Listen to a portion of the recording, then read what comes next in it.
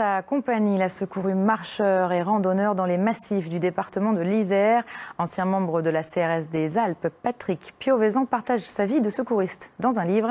Ses interventions, le physique mis à rude épreuve et la nostalgie aussi de son métier. C'est l'invité du dimanche de ce journal. Entretien réalisé par Claudette Weitilingom.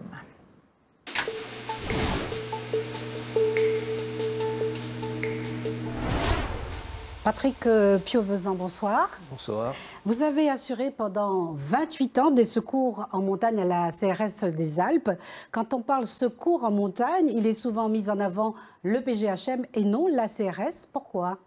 C'est une bonne question. Je pense que peut-être la communication chez les gendarmes est peut-être plus performante. En tout cas, les gens dans la région, effectivement, pensent plus gendarmes que CRS, alors que nous existons depuis la fin des années 50, au même titre que les gendarmes. Et en plus, dans le département de l'Isère, nous travaillons en alternance. Donc, une semaine les gendarmes, une semaine les CRS.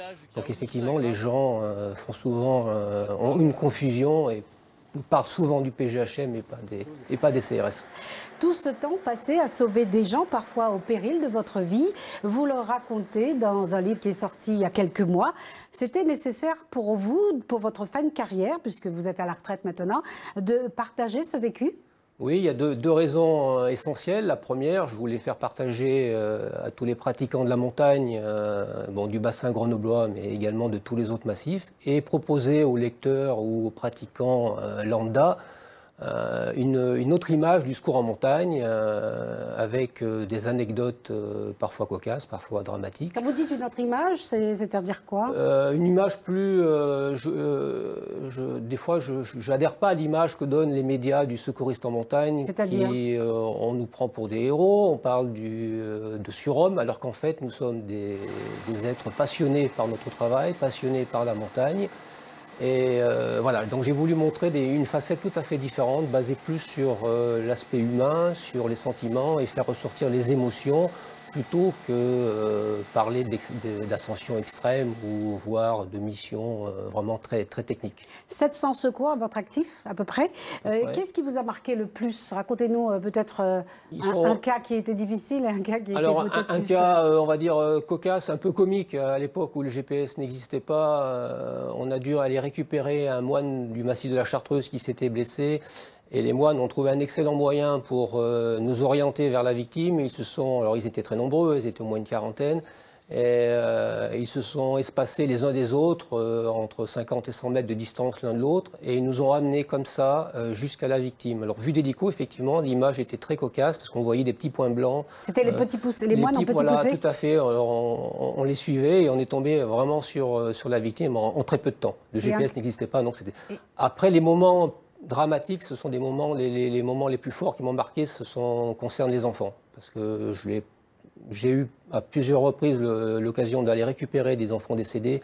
Et ça, c'est terrible. Je pense à l'avalanche des Ors, donc dans les années 95, où là, une dizaine d'enfants sont décédés.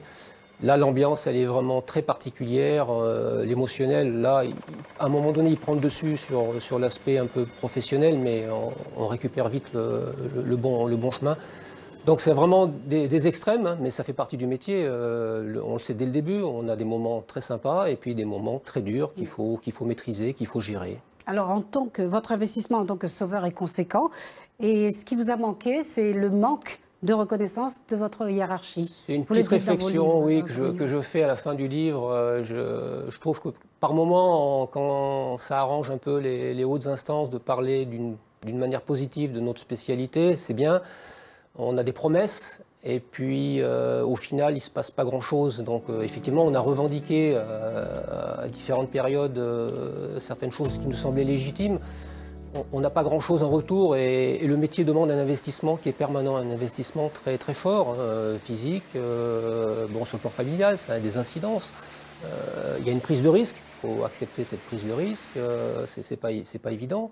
Et je pense que les instances ne se rendent pas toujours très compte de l'investissement de chacun. Et en retour, on attend parfois quelque chose. Alors peut-être qu'on attend trop de choses, mais on n'a pas grand-chose. Et ça, je l'ai ressenti, donc je me suis permis d'en parler parce que je n'ai pas l'habitude de cacher les choses.